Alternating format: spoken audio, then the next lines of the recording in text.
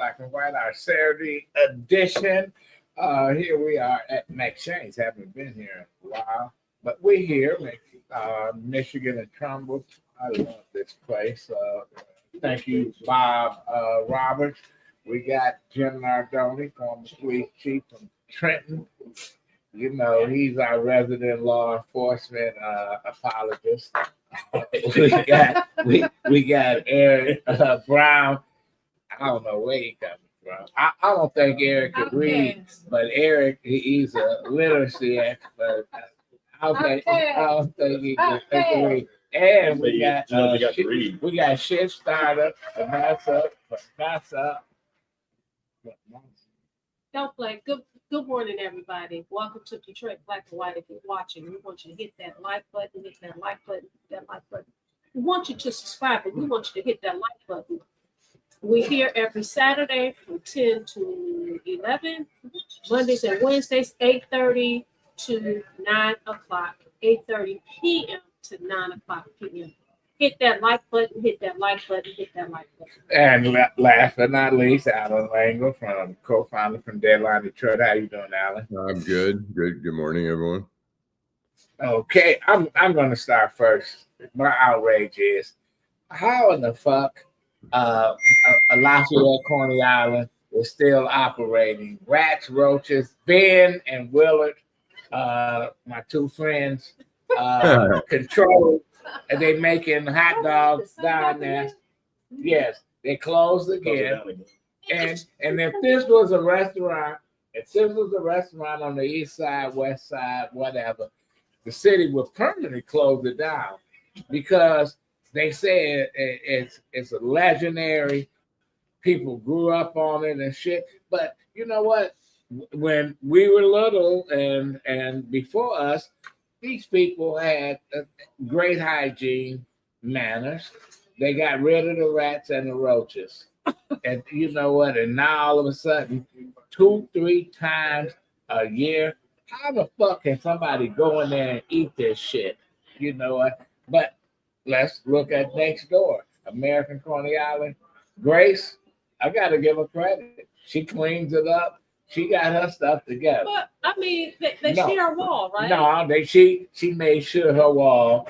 They can't get into her shit. How you know? I know. Okay, you believe it. You don't know for a fact. Oh well, I'm not eating none of it. One has rats and the other don't, so she doing something. They have to go somewhere. Well, they say at Lafayette. Did you grow up in the projects? No, I didn't. Because in the projects, I grew up in the projects. Because when you spray in one unit, the roaches go to the next unit. Exactly. Okay, so Grace take care of business. The fuckers in Lafayette, they need to be run out of the city.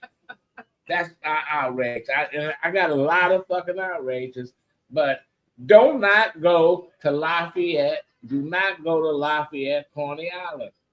Was it on the news last night or something? News, whatever. You might have a hot dog bun with rat turds on it. No. Yes. No. You know what? No. The rats don't want to eat that. Mice say, "Hey, don't go there." Rats there. There's no question. So that's my outrage. Vanessa, what's your outrage? Oh, you know what my outrage is? I don't care if you decide you want to make your money and perform at the inauguration. You had Snoop, you had Rick Ross, you had Soldier Boy, Nelly. And you had Nelly. How you gonna get mad because people express their feelings about it? Listen. These people spend money, they buy your music, they come to your concerts. If they decide that they don't want to support you anymore, why in the world are you mad? You can't be mad. This is America. You just like you have the right to perform and make the money that you want to make. Can I tell you this? Guess what? We live in these United States of America, and I can say what I want to say because I want to, and I can spend my money the way I want to spend my money because I want to. Who gives a fuck? Okay. And I'm gonna tell you, and I'm gonna tell you, Snoop Doggy Dogg called all these fuckers that supported Trump out, called them Uncle Tom, bitches, all that. Fuck you, Snoop Doggy Dog, you sold out piece of garbage. All you motherfuckers, because none of these people cared about you. How many of those motherfuckers in inaugural buy their stuff? Nobody. I don't care. They can go have sex with a cow or whatever. I don't care if that's what you want to do. I'm not mad at you. That's how you want to perform. Do you know them? You want to listen. You know them? I don't know them, but what I do Why know are you defending them? I'm not defending yes, them. You are. You're not listening to what I said. I don't want to listen to you. I have a right not to listen to you. Can they get mad because people decided, listen, we canceling you? Well, no, listen, we're not supporting you. Don't support. Why don't support them. Why are you mad, Snoop? Why you mad, Nelly? Why you mad? What's his name? Soldier Boy. Why you mad? Are they mad? What? Oh, yeah, they mad. So that's my outrage. You can't have it both ways. Right, you can't. Go ahead, Eric. I mean, I'm gonna keep it simple. This is an issue that people need to be paying attention to. $1,000. I get less than a damn about all of those that perform. We have a major literacy crisis, educational crisis in urban communities. Quit bitching, moaning, and whining, and with that BMW mentality, and focus on fixing what you can't control, which is bitching. Well, it's not the car; it's the bitching, moaning, and whining mentality that so many have. Focus on what the fuck you can fix. Quit whining about shit you don't have control over. Control your own. Get back to improving the village, the community, and be about embracing and uplifting your community, your black fellow man, your white fellow man. First of all, how many people can even spell inauguration? But you bitching about the inauguration? Get the hell out of here. Move on, people. Eric, you and I talked about this a little bit. What about the superintendent of Detroit Public Community School District paying $1,000 for the kids to go to school? What are your? Well, you know, my thing about that is with the test score? Nothing has absolutely nothing to do with the test score. He's applauding people coming to school. He's applauding a 1.3 fucking increase in the literacy rate that only went up from 4.7 to 5.11%. I mean, it's ridiculous. I mean, he don't even have his own kids. He don't even have his own kids in DPS. If you're a superintendent of any school district in America, and if your kids are not good enough to go to those goddamn schools, you're not good enough to hold the fucking job. Absolutely. Yeah. Go ahead. I have two. One, I'm going to start with Jill Sheridan, who's a friend of ours, who let Jill. Henry Mayers pick the lunch spot that happened to be Lafayette, Coney Island. So I'm outraged that Jill allowed Henry to take her to Lafayette. No. Okay. Oh, Jill, I'm so sorry. My second outrage is, again, a 4-year-old shot in the hand on Fullerton in Detroit. The kid's going to be okay, but we got the guns in the house. Put your guns away, people. If you're going to have a gun, be responsible. And a 4-year-old doesn't know the difference between a gun and a toy. What are we doing? Okay, Allan. I'm going to say the U.S. Senate last night, only 3 Republicans had enough guts to vote against Pete Hegseth for Secretary of Defense. It was Murkowski, Susan Collins, and Mitch McConnell. And the tie-breaking vote was J.D. Vance. And I just think, I mean, there's a guy who's not only not qualified, but his behavior, his record is just so disgraceful. And only 3 Republicans had enough guts. So it's we had John Mitchell as Attorney General. He went to jail. So hopefully he ended up the same. And we're not. And Marlon's back. We're not censoring Marlon, are we? For any Marlon's one of the. We don't censor common sense, right? Right. No question. And so, without further ado, we have our guest here. Saunteel Jenkins. One of the front runners for mayor of Detroit. Right over here, Saunteel. My spot. I want to hear about all the excitement going on. I was listening to all the outrage. Well, Mine was gentle. Good morning, Saunteel. Saunteel, the games have begun. Everybody, oh, Dennis Archer want to run. Irvin Henderson want to run. Peter Rabbit. Peter Rabbit. Herb McFadden want to run. I'm bringing out names from the past. So my attitude is expect everybody that want to run. But you know what? I look at you at this point, you, Mary Sheffield, because I think it's time for a woman. It's time for a woman to run this place. And you out there. You had a hell of an announcement. I went there. You had not only you had community people, you had business people. You had all kind of folks. You had so many folks that I got a call from Detroit News saying, "Are you running Saunteel Jenkins campaign?" I said, she had all the folks up there. I said, "Why would you think that?" Because you were sitting in the audience. I said, "Okay, you know what?" I'm sitting in the audience because I want to sit in the audience. I can wanted do to what be I want sitting to in do. the audience. Because I did it because I want to. That's crazy. Day one, you get elected. Day one, what you gonna do for the city? Day one, the first thing I'll do is dig into our finances. We need to understand where we truly are as it relates to revenue in the city, as it relates to all of the programs that were set up with one-time funding, and make sure that we can continue those that are doing good things for residents. Day one, I will be setting up a youth advisory council so that young folks will have a voice in city government and talk about the things that are important to them. Vanessa, go ahead. You got something for us? First, I want to compliment you. You look beautiful this morning. I love that stain on your lips. Who is that about you? Oh, this is the lip bar. The lip bar. Yeah, Exactly. yeah. DEI. I have on DEI as well. The lip bar. Listen, The lip bar panel. It is a black-owned company. It is a I don't care. This is called Detroit in black and white, not bold today. Listen, I vote every day. Okay, absolutely. So go ahead. So, I heard about your announcement. We knew about this months and months ago. What are some of the challenges that you think that you face in terms of running for this office, getting a crowded field? How are you going to carve yourself out and set yourself apart from the crowd?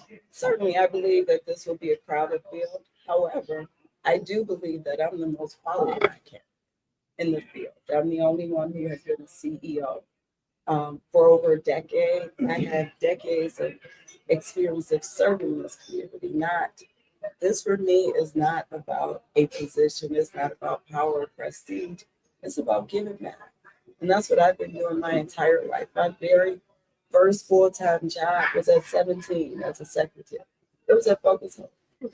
Even as a secretary, Father Cunningham and Eleanor Josiah.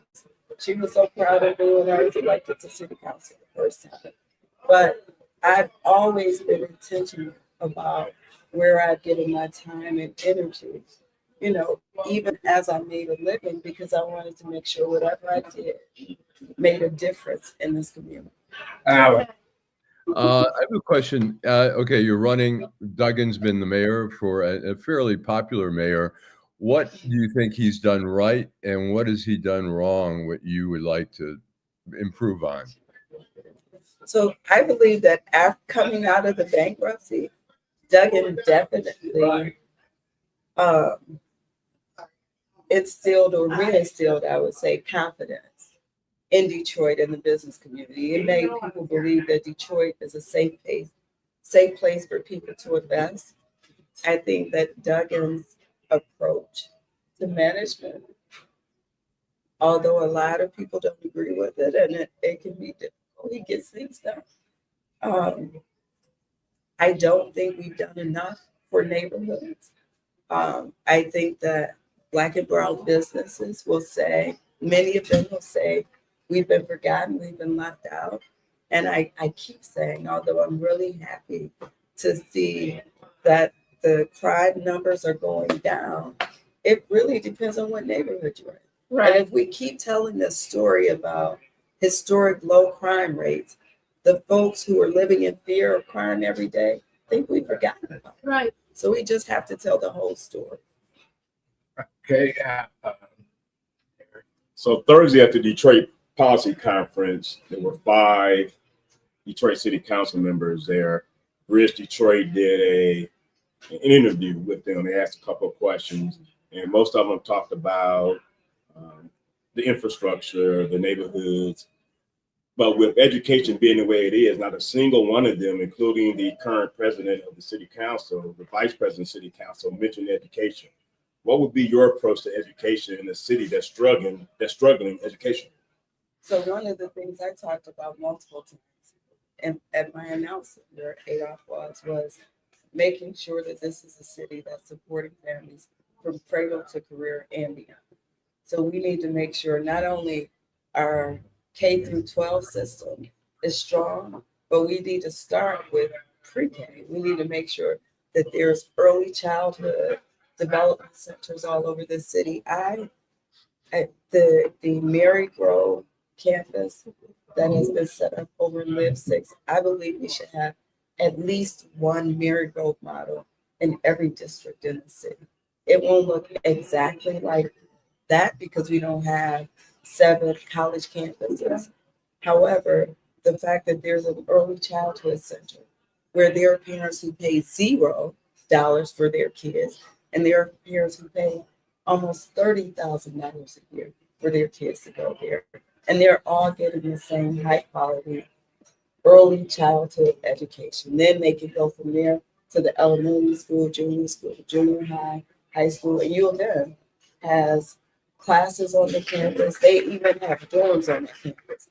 I believe setting up an environment where kids can be safe, where they can learn, there are community resources and nonprofits who are welcome, and parents of not just every race, because we talk about diversity and we tend to think about what people look like, but there's diversity of economics. A child whose mom has never worked, a child whose mother may have never stepped foot into a workplace can still learn from a child whose mother might be a brain surgeon, right? There's diversity, there's value in that kind of learning. So we need to make sure we're setting up these environments all over the city where families and kids have everything they need to learn.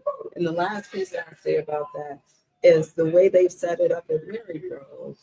It's a catchment area, right? So if you live within 1 mile of the school, then you get a priority. If you live within 2 miles, you get second priority, and then it goes from there. So what's happening in that neighborhood is people are starting to move to Live 6 because they want their kids to go to that school. So it's not only providing a good quality education and environment, it's helping to repopulate a neighborhood. Okay, we're going to take a break. We're going to come back, continue this narrative with Saunteel Jenkins, candidate for mayor, former city council president, former CEO of Thor. You know what? One of the front runners for mayor of Detroit to replace Mike Duggan. Let's take it away. In the heart of Detroit, Bruce Simpson. Our city ombudsman and his team are dedicated to making your voice heard. The City of Detroit Ombudsman is a liaison between the City of Detroit and all persons who have a complaint or inquiry into the operation of a city department or the conduct of a city employee. The Ombudsman works as an independent oversight to provide individuals with an opportunity of giving a confidential avenue to address complaints. You can reach the Ombudsman's office at 313-224-6000 or email us at ombudsmandetroitmi.gov. You can also visit us at the Coleman A. Young Municipal Center. For more information, go to www.detroitmi.gov and type in Ombudsman. We are here to help. In Detroit, we are all one team. When you win, we all win. Hi, I'm Eric Sabri, your Wayne County Treasurer. If you're living in the home of a deceased family member and you're facing property tax foreclosure, the probate process can be helpful to you. If you file a probate petition, and notify our office, the foreclosure proceedings be halted during the probate process. Contact us at 313-224-5990 or email us at taxinfo@waynecounty.com. We're here to help.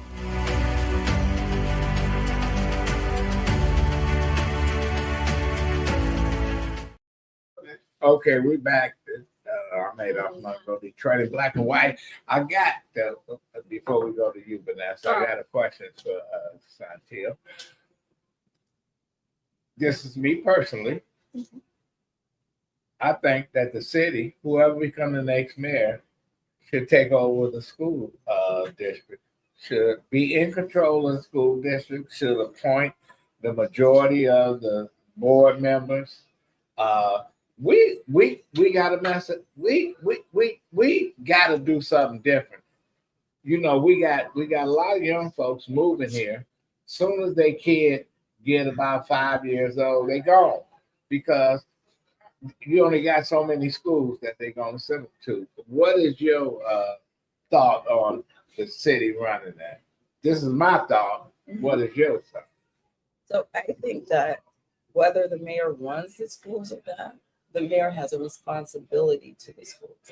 And I believe, I know we've debated that in the past, whether it should be the mayor, whether it should be the school board, which is the way it is currently run. I think it's a debate that is worthy of having again, because what we know is we have to do something different. And it's up, and I think the voters. You need a hybrid. Decide. Anytime you got a superintendent, don't send his kid to the school and he's running it. You got to have somebody over him and say, bro, you know what? If you don't send your kid to this school, why would I send my kid? It's like a doctor that tells you he's at one hospital and somebody wanted to go to the hospital. He said, oh, no, you need to go to the other hospital. Why are you at that hospital? So I think it's deeper than any one or two kids. It's about the fact that every child in this city deserves a quality education, period. I don't care what your mother or father does. They can run the school system, right, or they can just run their mouths. Whatever it is, the child deserves to have a quality education. And we have to make that a priority in the city. And whether the mayor has control should not be the determining factor. But they got to answer to somebody. But they got to answer to somebody. And I think that the buck should stop at the mayor's office. And to piggyback on what Adolph said, even if the mayor is not over the school district, I have no problem with a task force being developed of interested parties that do not have an agenda. When I say that, people that care, not people that's looking to have their name on some task force and getting paid, but people that have an authentic, genuine, vested value in improving the school district through getting people that are in the community already doing the work, not getting people that's in the community and just talking, but not talking like not walking like they're talking. You have to have people that care, that is not another mouthpiece for the mayor or the superintendent. Because to Adolph's point, to be a superintendent of something and not have your kids in the school district, I mean, it's a bad look. A bad look. I mean, that would be like Wim play Ford driving a Cadillac as opposed to a Lincoln Mercury. I mean, Lincoln kind of. It makes no sense. And for the people to be so silent about that, we have to understand that the students in the city of Detroit sued the state of Michigan for a quality education. That's something that's not still talked about enough. They settled on a $93, $94 million, $97 million lawsuit, but where's the money going?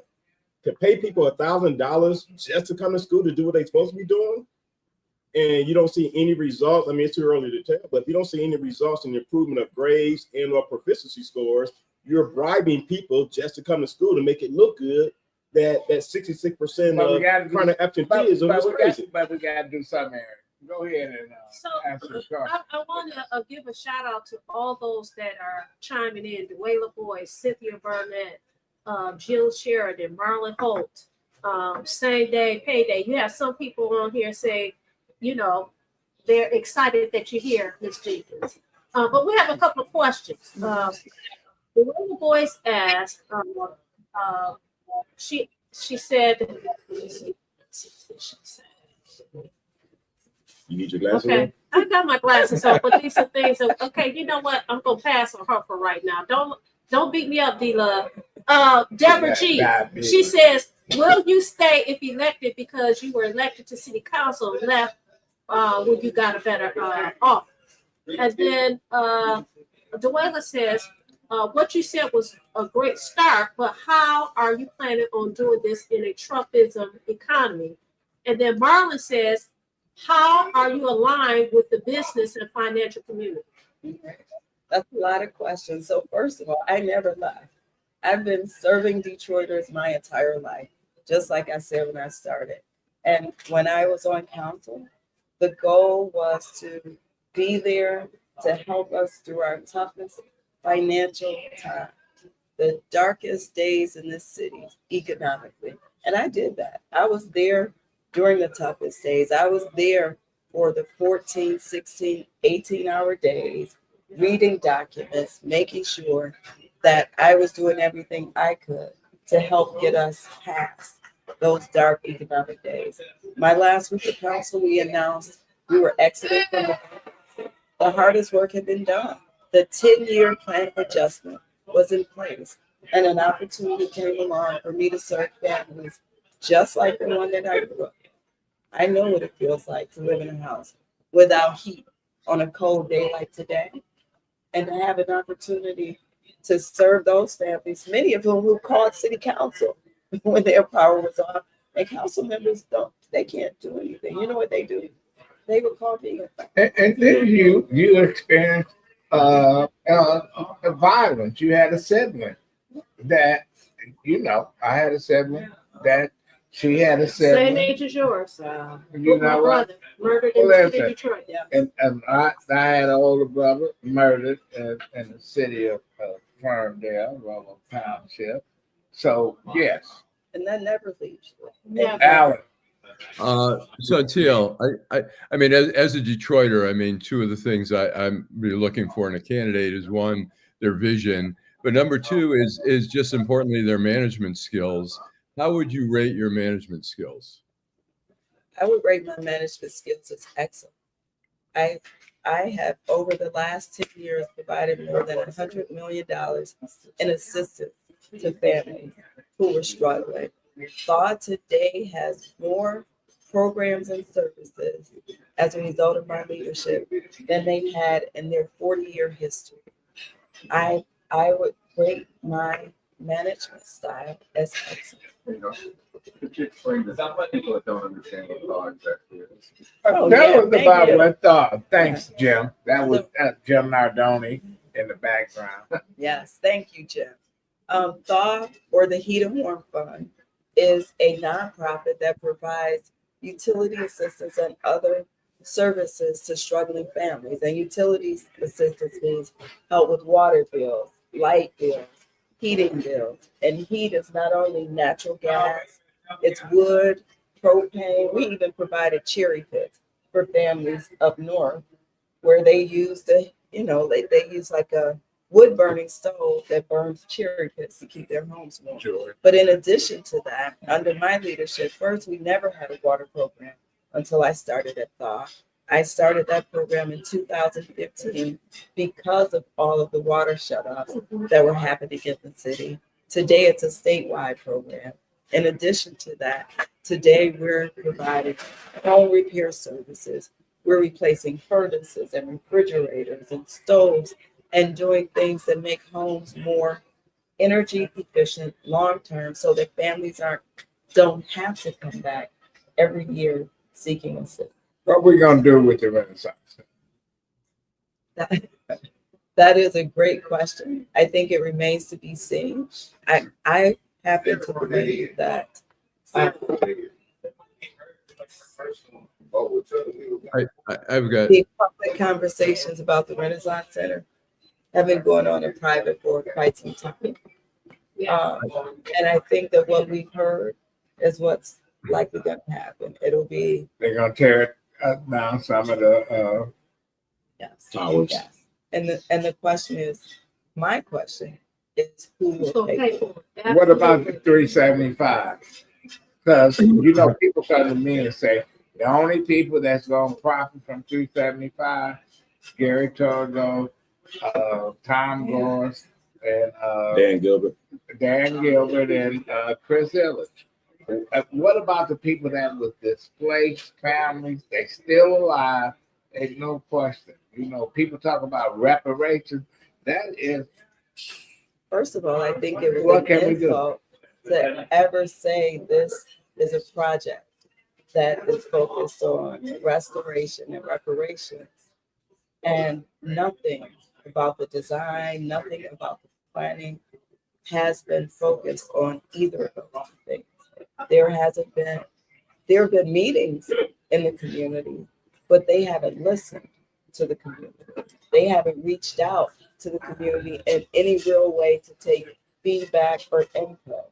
So if it is a development project, call it. But when you say it's a restorative or reparative project, then that means that it is for the good of the community. And that means that the community's voice should be heard, it should be respected, and the community should be involved.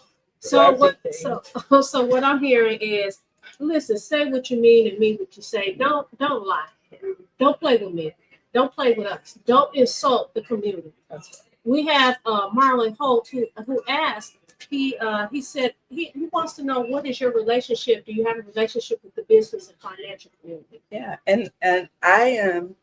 I think I am one of the few candidates that has a strong grassroots, on the ground relationship experience, and also has a good relationship with the business community. Because I understand that you need both. I'm a social worker who recognizes that in order for people to be empowered, they need jobs, and you need businesses in order to have jobs for people. So I have a really good relationship with the business community. And even when I haven't agreed or have gone against the business community, it's been a respectful relationship, because I say what I mean and I mean what I say. They always know where I say it. Right. And a shout out to your husband who's here today too, because in your announcement, the article that was in the paper, he spoke about the correct pronunciation of your name, which is Saunteel, son of the color teal. So appreciate that.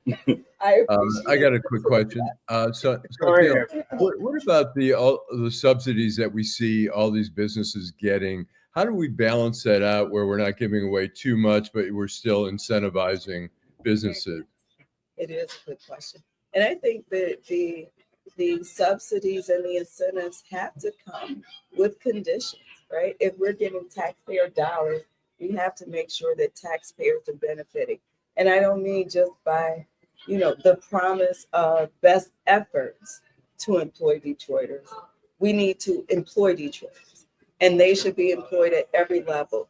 We need to support Detroit businesses. If we are creating tax incentives or offering tax incentives, the benefits for residents need to be clear, and there have to be clawbacks, so that if you don't meet those goals and you don't fulfill the promises that you made, then there are ways for us to claw back those dollars that have been given.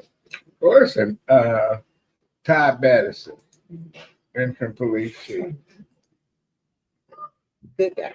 You think he can be the permanent police chief? I certainly think Chief Battison has, the experience, the knowledge. He has a great reputation in the community. I know that Chief Battison, I know that Chief Battison was instrumental in making sure that he was meeting with folks on the ground here when cities across the country were being set on fire and people were protesting, Chief Bedison was very instrumental in making sure that we maintain peace and stability here in the city of Detroit. So I certainly think that he would make a good police chief. I think it's too early for anybody to commit to what happens next. Well, you know what? Coleman Young, when Ronald Reagan was running for president, called it Trump case.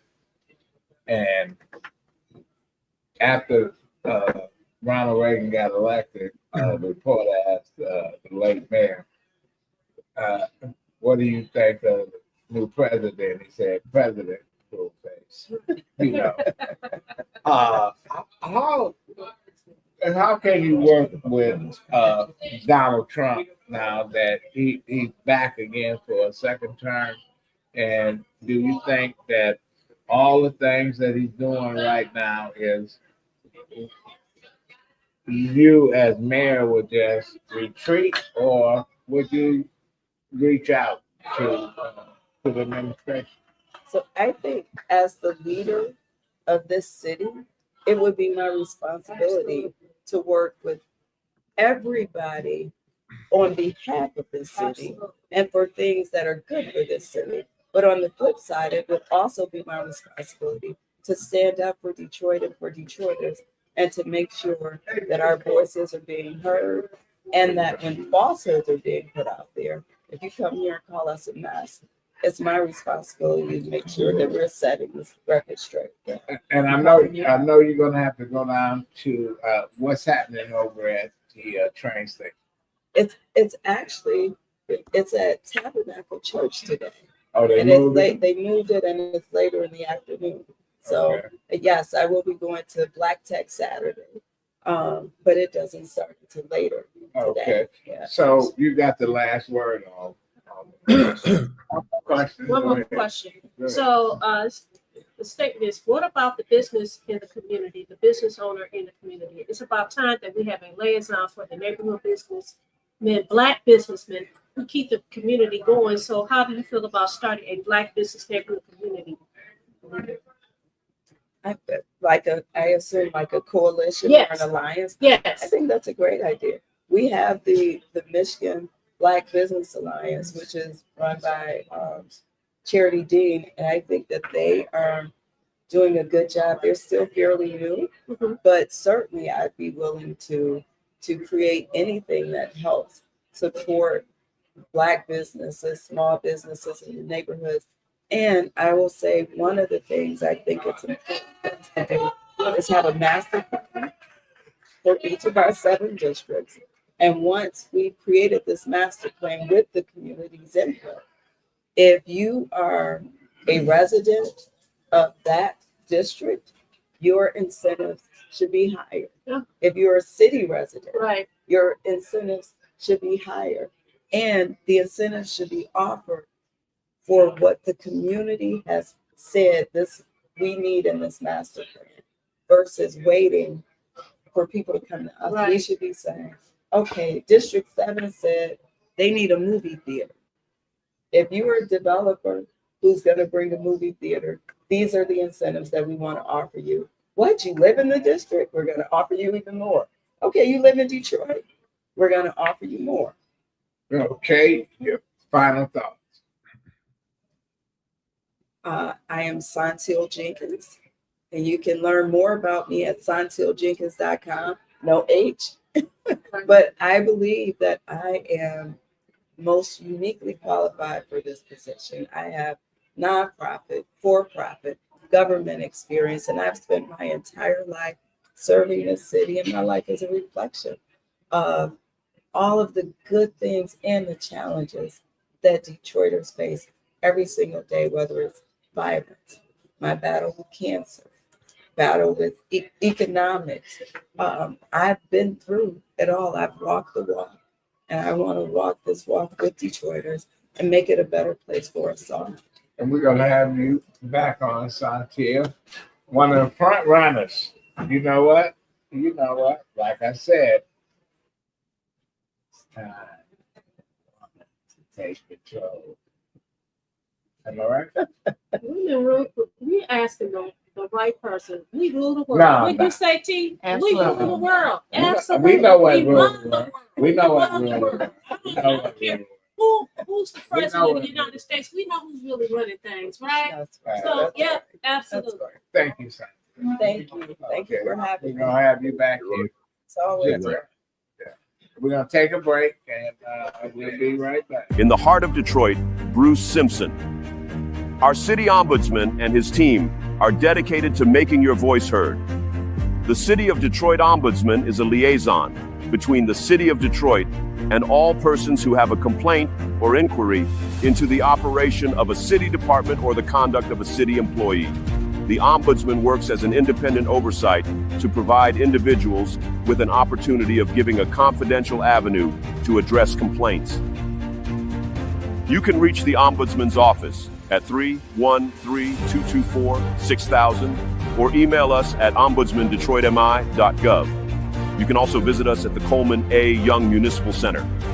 For more information, go to www.detroitmi.gov and type in Ombudsman. We are here to help. In Detroit, we are all one team. When you win, we all win. Hi, I'm Eric Sabri, your Wayne County Treasurer. If you're living in the home of a deceased family member and you're facing property tax foreclosure, the probate process can be helpful to you. If you file a probate petition and notify our office, the foreclosure proceedings will be halted during the probate process. Contact us at 313-224-5990 or email us at taxinfo@waynecounty.com. We're here to help.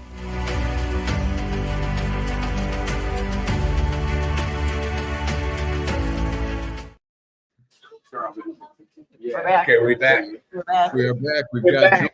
George. George Jackson. Hello. Blood in my eye.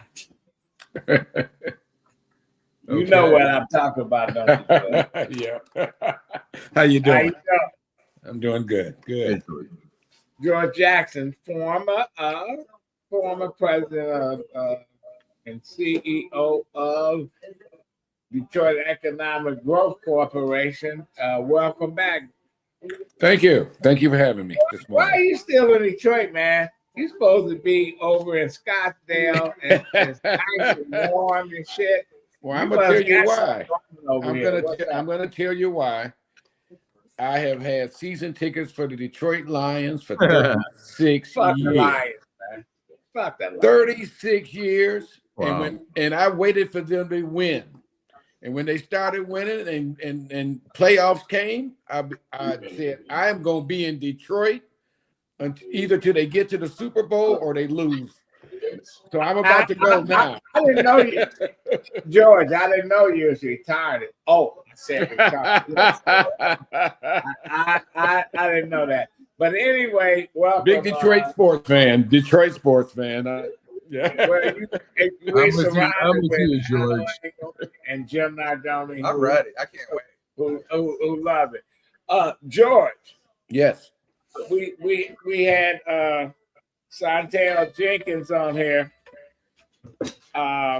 That's running for mayor, and we talked about the Renaissance Center. Now it's up for auction, man. Is that a flim flam? No, I think that one, we should look at this. Forget all the sentimental stuff.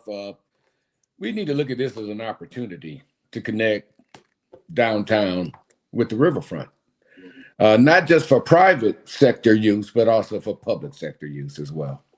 And I think we have an opportunity to do that, and we don't need to, I'm not saying you have to demolish the whole thing, but I don't think sentiment should be the guiding force in regards to the decision-making process. Connecting the downtown to the river, potentially the central downtown, and dealing with the issue that when we built projects like the Renaissance before, and in that era, including you got Rivertown and some of these other places, that it had a fortress mentality. It wasn't built for the use of the public.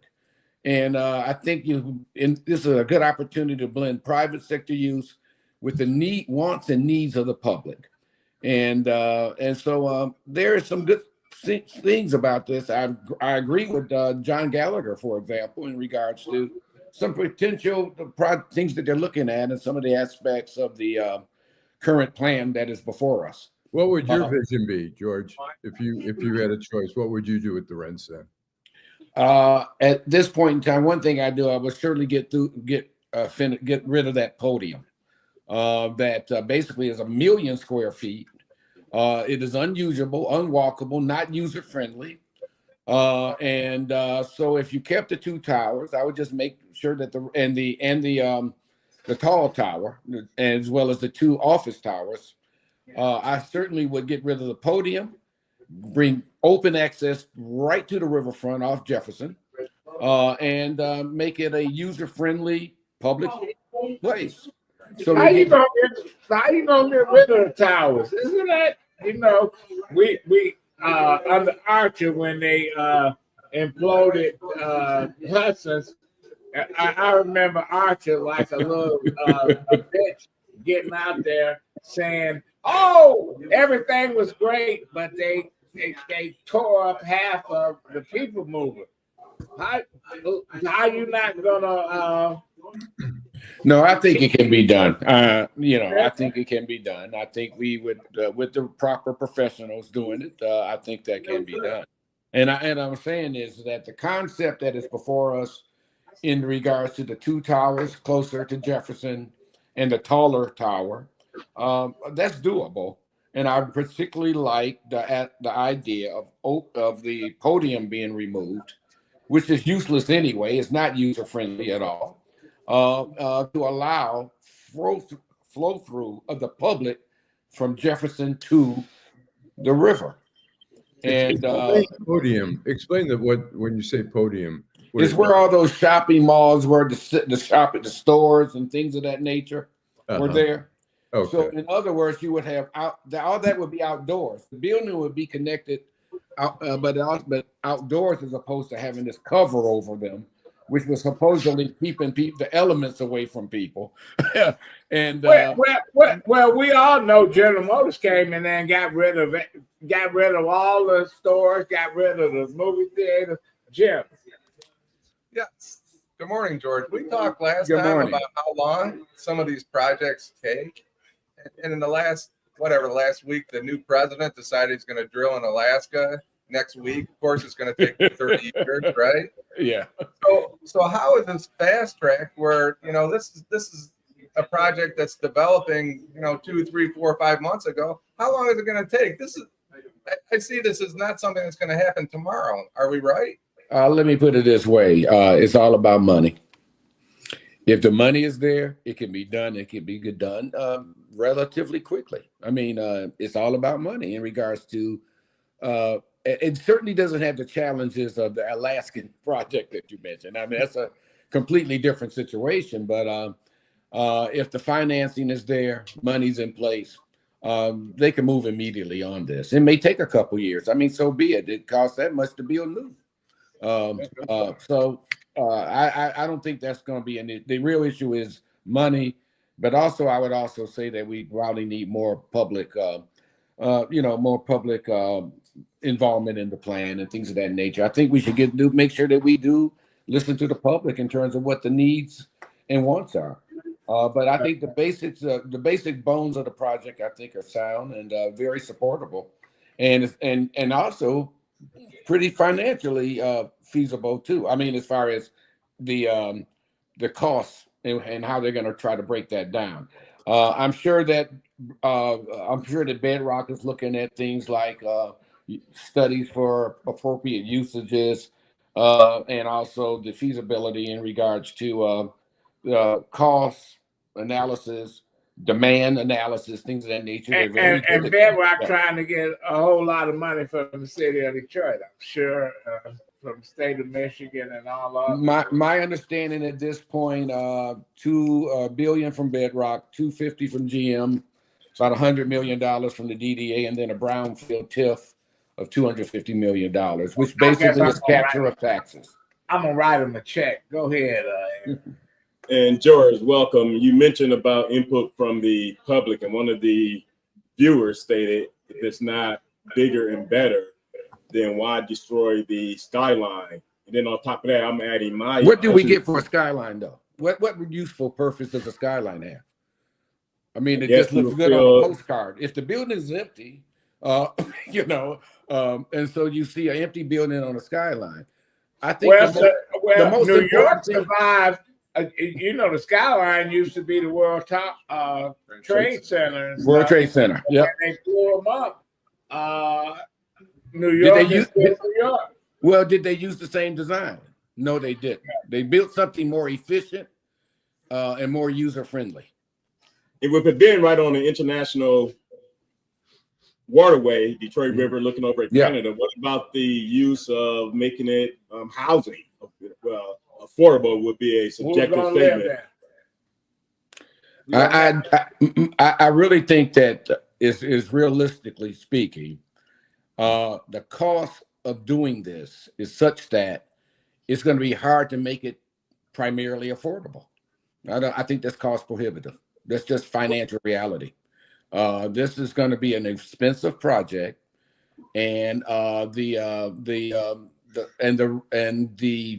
cash flow needed to support a project of this nature is such that it would be predominant. It has to be predominantly, if not totally, market rate. Hey, George. Somebody, another viewer. Sorry, I didn't mean to cut you off, George. If you were finished. No problem. No problem. Another viewer stated that their WJZZ T-shirt just wouldn't be the same. I like that skyline too. I like the skyline too. But we're talking about what do the people want and what do they need, and they need access to the river, more access to the river, and also I think it's great to connect the Renaissance Center to the rest of the city and the river, which it has not been. And they did some improvements along the way. I think the design, from what I'm hearing, what Bedrock's going to do, I think it's going to be very much improved in regards to making it a part of both the city itself, from Jefferson, but also from the river. Hey, George, with the removal of the podium. But I don't believe Bedrock. But I understand. But listen, if I had my way, I'll make it New Jack City, move all the homeless people in Detroit into all these empty fucking buildings and shit, and let them get heated up. Allan, you got a question? Yeah, George, I have a question in terms of the arrangement. I think it's a little bit muddied in terms of the relationship with GM and Dan Gilbert and all that. Yeah. What's your understanding about GM moving into the Hudson's building? Are they, there's some people who say Gilbert needed an acre. He's giving them, free rent for 30 years or whatever, a very cheap rent. Do you have any understanding of the? I don't know the financials of that deal. I do know that the amount of square footage they're getting over there is a lot less than what they had in the Renaissance Center. Right. Okay, but I don't know the actual dollar amounts, what the financial picture is there, but it is less square footage than they had at their footprint at the Renaissance. And with downtown, with the office space the way it is, where there's a lot of vacancies and stuff. Yeah. How smart is it for the Hudson's building to be dedicating a lot of office space? The office space issue is going to be a critical one, but I still think that eventually people are going to have to come back to working on site. I mean, I think there's going to be a big push for that. But it is an issue. I mean, let's face it, office space issue is an issue in every city right now. I do think, though, that you're going to find a push coming soon, particularly with this president, that people go back to work in physical locations as opposed to remote. Right. And in terms of the housing and stuff like that, I mean, the Hudson's is going to be an expensive place to live in. I assume riverfront property is going to be too expensive. Are people going to get priced out? Is it going to be like we see in Manhattan, where the rich stay and the middle class and the poor get pushed out? There are some properties that are requiring, because of the financing, a affordable component, usually between 10 and 20%. However, some properties will be basically market rate, and you need a mix of both. I mean, I think for the city to be healthy, I know some people think that is not popular with some people, but the financial reality in regards to a city of this size, you need options for all incomes, Yes. And affordable as well as market and low income. Yeah. George, what's your position on I-375 and how they plan on rebuilding that, which was formerly Black Bottom in Detroit, and the role that the city will play to try to bring back that ambiance of what was Black Bottom? I'm really concerned about the process. I'm concerned about is there the public policy, the planning, these public hearings, things of that nature. I really do think that I just get the sense from a lot of people that they would like to see more public involvement and have a public plan that they feel. I think we had one before, and then COVID came, from what I understand. But there seems to be a lot of dissatisfaction right now in regards to the process, and that process, and whether or not that process should be with a nonprofit, led by a nonprofit, or versus actually a city department or a city agency or a city authority. So the public planning process of that is a major concern I have, because I hear it constantly, and particularly from people who live near there. And 375 basically ends at the Renaissance Center. So yes, it's kind of, why can't they do a private public partnership to tie all that together? Again, I'm not sure what type of public planning they're going to have for the Renaissance project. I do think they need to have that, obviously, and I think that will happen. But also, what's key is what is the process and who's involved and who's running it. And there is great concern in terms of 375, in terms of how it is being done, and it really should be a plan that goes through the tip. I mean, these processes for public hearings and things of this nature.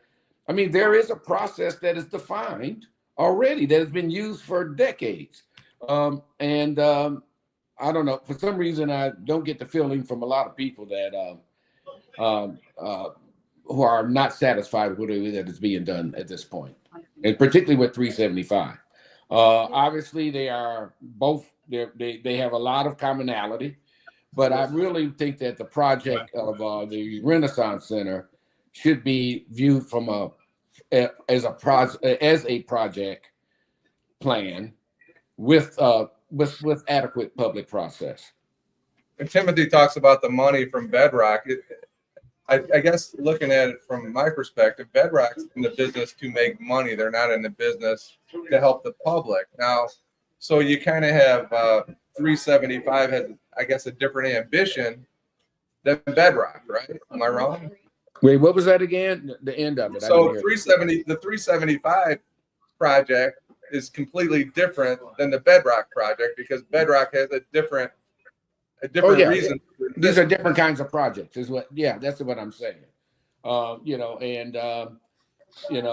One is basically sort of a planning for land development. The other one I would consider a project that has its own financing, and also, you're right, it's a private project in the end, but it still should have public-private participation in the planning process. Great. And George, another viewer asked Marlon Hope, in regards to 375, make it part of an attraction, which would include hotel and river tours, bring retail and services back, and a few nightclubs, just to make it profitable. Well, the beauty of a public having a plan and also, but having a public hearings is you get all points of view, and then you process it from there to what is viable what is realistic, and what is what is financeable. And that's why you need to have those things. So, I mean, you could float all kinds of what people want and what they need and things of that nature. And then you could quantify it too. But I think the key thing is you really definitely need to have these types of public hearings, I should say. And they are within city government that, again, city departments and authority like the DDA, EDC, people of that nature like that are within the city departments itself. And I just think that we need to make sure we're utilizing them to the fullest extent possible. And then move with something that is pragmatic and implementable. But it's a lack, George, it's a lack of public involvement, a lack of respect for the citizens of Detroit. Well, you know what? I think that there's a reason that it's there. And I think that we definitely seem to see that people are speaking up very much in regards to the IC 375 issue. It's enough for a number of reasons. I mean, I've run into problems because we had a planning process going on the East Riverfront. There were people that wanted certain things that were different than what the public said. And sometimes you get vilified by pushing what comes out of those processes because somebody else may already have their mind made up. From that standpoint, yes, there is sometimes special interest, sometimes can be resistant to these types of processes, in regards to planning processes like this, public hearings, things of this nature. Because it doesn't guarantee they're going to get what they want. But the key thing is that after those that type of process is implemented, you then sit at the table and say what is realistic and what is the highest and best use and most efficient use in regards to both from a financial, but also as from a public use standpoint. And you can do that. You got the last word, George. So, Renaissance Center. I would say this. Keep it up. I would say no. I would say I can work with the current plan, but the key thing is we have to forget being sentimental. We have to do something that makes sense in regards to what people need, what people want, and that you have a developer who has a right to make a profit if they're putting in their own money. But let's make sure that they ain't putting in their own money. If they ain't putting in their own money, fuck them. You know what? Well, listen, you read about the $1 million note, where there's been movies and stories. O. Henry wrote a $1 million note. They gave $1 million note. Two brothers gave $1 million note to a bum, and they had a bet. One said he can't do shit with it. The other one said he gonna get rich on it. As long as he don't have to spend it. So when you got $1 million note, people give you money. They give you everything. Am I correct? You are correct, but at the same time, you have to. But life out of Detroit, Tom Gores, the Illiges, all these folks got paid, and yet they get pissed off when little Susie Jackson got she bought a steak from an EBT card. Ain't that a bitch? You know what? We're gonna have to have you back on, George. Okay, all right. I hear you loud and clear, but George Jackson, president and CEO. Hey, you guys take care. I'm always one thing I get real organized on my Saturdays. Veteran, Oakland University graduate. Listen, DET, he's the man. Thank you, George. You're welcome. Take care. All right. Thanks, George. We've got Michelle Adams. We're trying to get her in the studio here. So are we trying to get her on? Yeah. She's got. I'm just talking to her now. That up, Alan. Here she is. All right, Here we go. Excellent. All right. So we've got. Do you want to take a break first, or you want to go right into it? No. Why you want to take a break, man? All right. Okay. So we've got Michelle Adams. She's a law professor currently at the University of Michigan, and she read an excerpt. We don't like Michigan. Go Adolph, green. Go Adolph's an green and alum. white. Adolph's an alum. Go But blue. so Michelle has written. She ran an excerpt in Deadline Detroit. It's a fascinating book. It's called "The Containment: Detroit, the Supreme Court, and the Battle for Racial Justice in the North." And it's about integrating the Detroit school system. And tell us what made you write about this, and what was so compelling for you to write a whole book on it. Well, thank you first for inviting me to be here. I'm really happy to be here. What became so compelling is that I'm from Detroit originally, and I was really interested in this case called Milliken versus Bradley, and I kept reading about it, and I realized that there was a great story there. And so I did a That was bunch of research. 1971, right? The Supreme Court case was decided in 1974. 74. And tell Tell us the about the case. Supreme Court case.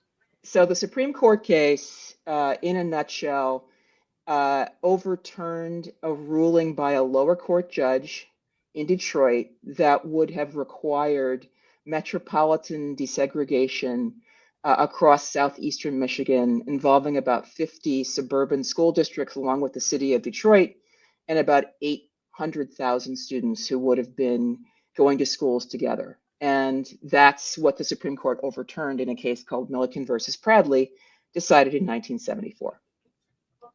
And so, tell us about the segregation in the school district and how it all evolved. Yeah. So come with me, if you will, back to 1970. And the Detroit School Board decided that we should have, or that the school system should have, a limited integration plan.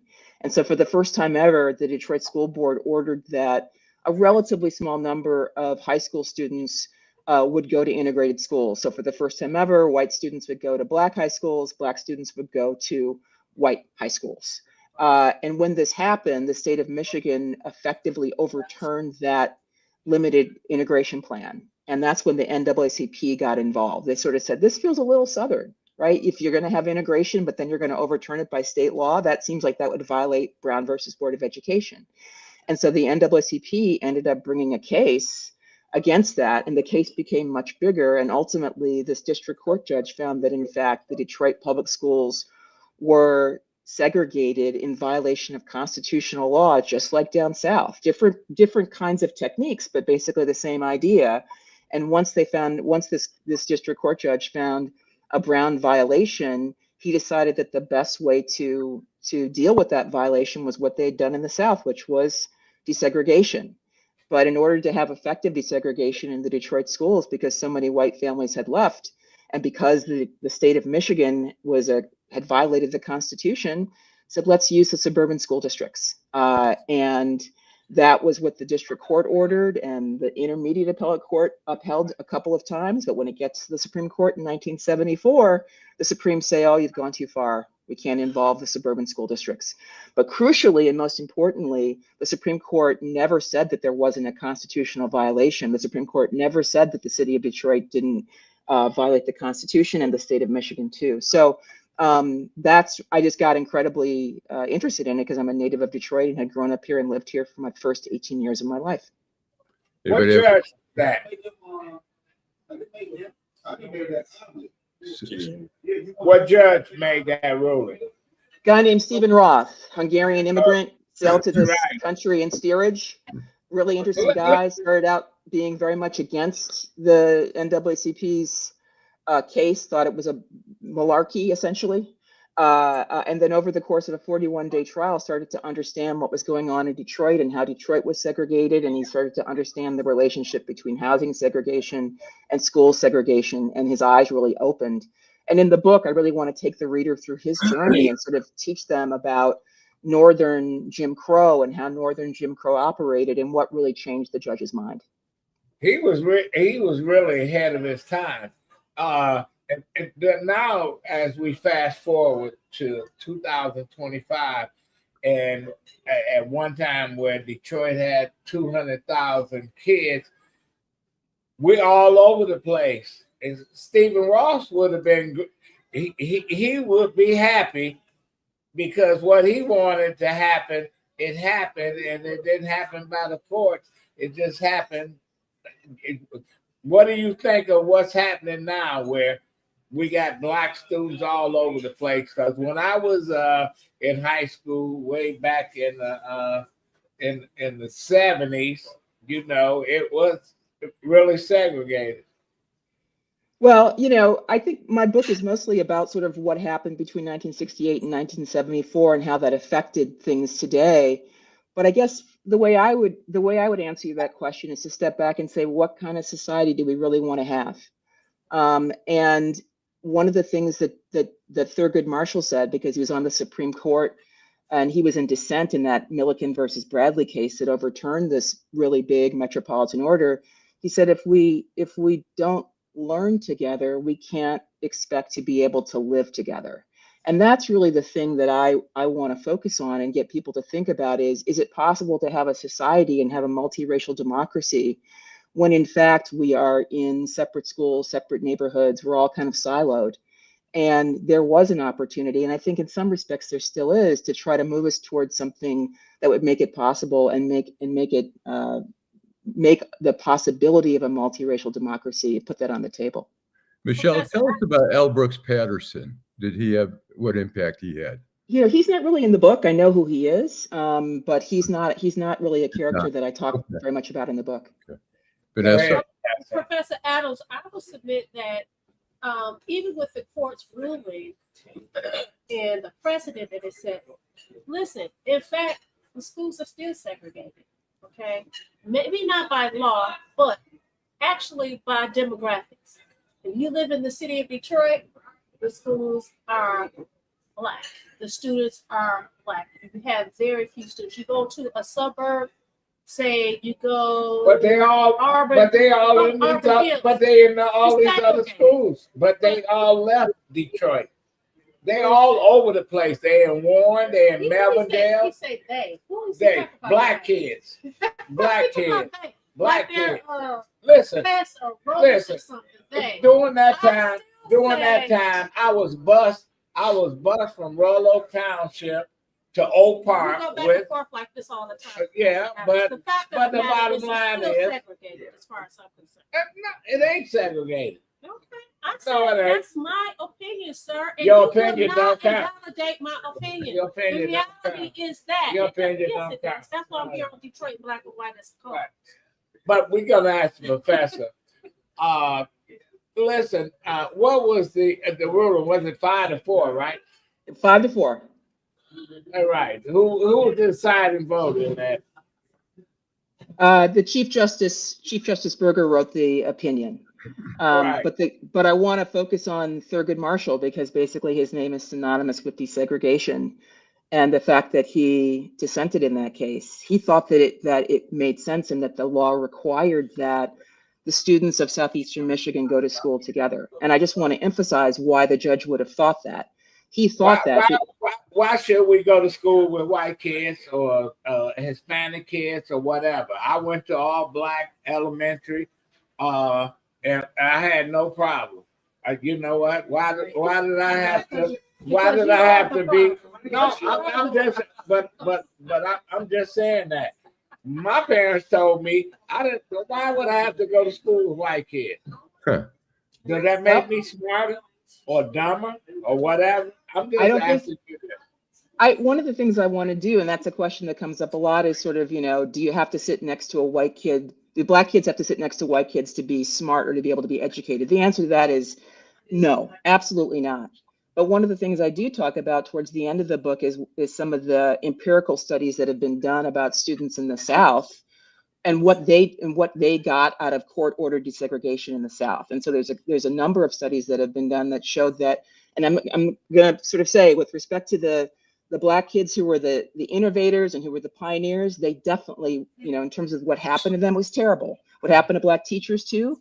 Same, we're going to recognize that. But on average and over time, the empirical studies show that Black children who underwent court-ordered desegregation in the South did better in a wide variety of ways in terms of college-going rates, in terms of academic achievement, in terms of later economic achievement. And so desegregation was a social policy that actually worked. And in fact, it's the social policy that allows us, I think, in terms of what happened with respect to white kids too, to be able for the children to be able to get to know each other at the earliest possible grades, to create an opportunity where we can actually begin to break down some of the prejudice and the bias and some of the suspicion that makes it difficult to have a multiracial democracy. So it's not about saying that Black kids can't learn with other Black kids. It's not about saying that they have to sit next to white kids to learn, but it is talking about getting access to the resources that white children had, and the idea of green follows white. And so many in the named plaintiff in this case, who I talk about in my book, and why she wanted to be in the lawsuit. And so much of that is in the book. I hear your question. I hear your point. But I didn't need to sit next to a white person or an Asian person to do what I need to do. But when we go to college and we go with multi-ethnic, I was smarter than most of the white folks and the Black folks when I went to college. But I'm saying it's an education for all of us to go to college, to go. I grew up in a predominantly Jewish neighborhood. Don't stop me from going. Don't stop me from going to these places. Listen. My mother used to buy black dolls all the time for my sisters. I grew up in an environment where I didn't care. Listen, the teachers that I had in Royal Oak Township came from Black universities.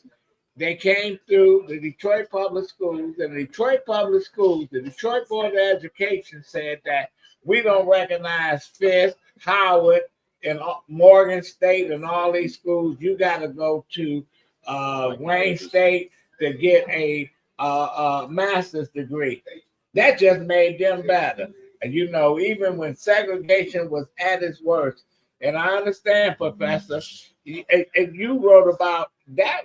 Some Stephen Ross they had to protect him. He got threats or whatever. He was ahead of his time. But if he was alive today, he would have the last laugh, because they all integrated. We got Black students all over the place.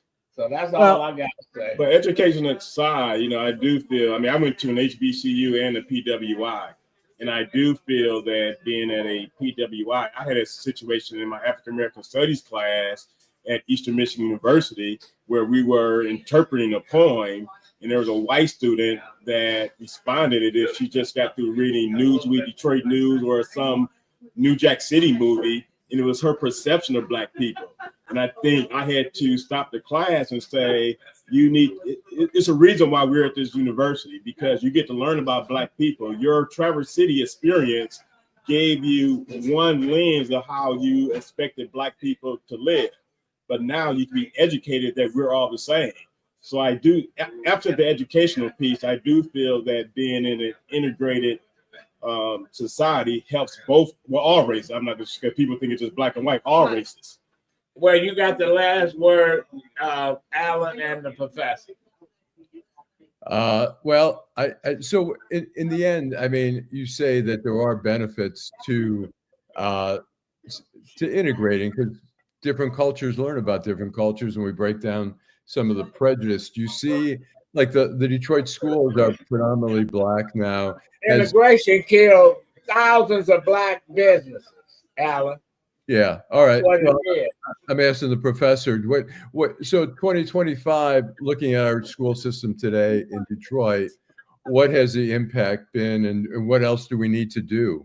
Well, I'm not an expert on sort of exactly what's going on the ground in Detroit circa 2025, right? So what I'm really trying to do is focus us on a moment in time when there were lots of opportunities that I think people weren't necessarily aware of in terms of how the law could have developed and what could have actually happened, right? So to focus on this moment when, the question was, did Brown really apply in the North, and what might have happened?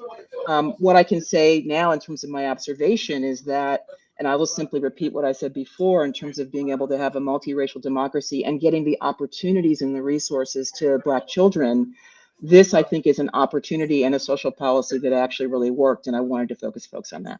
Okay, well, great. We want to thank you, Professor Adams, for appearing here on Detroit Black and White. Thank you so much for. It's my pleasure.